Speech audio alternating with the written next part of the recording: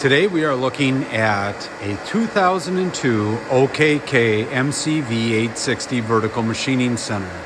This machine is out of a mold die shop, one owner. We purchased it and brought it to our facility, went through it a bit and cleaned it up a bit, and it is available. The chip conveyor is not in the proper position. It's just how our shop is set up. We just have it stored there at the moment. I have the control turned on the machine, which is the Mitsubishi Neomatic 635V.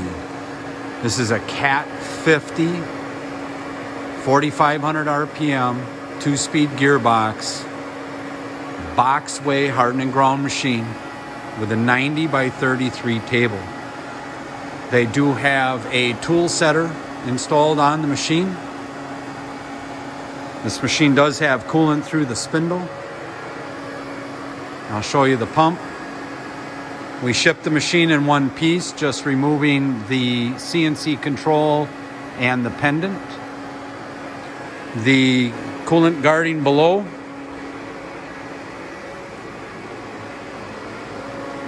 You can kind of see in the back of the machine here. The chiller. Also in the coolant tank, I have cleaned all of the leveling shoes for the machine.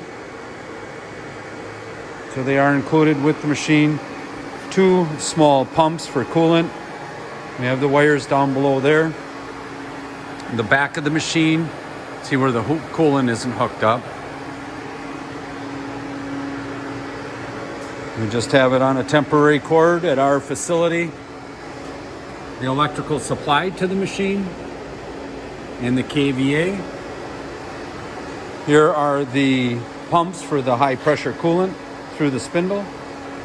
We also have a couple of end guards that go in place here to complete the X-axis wall. Way covers, all in good condition.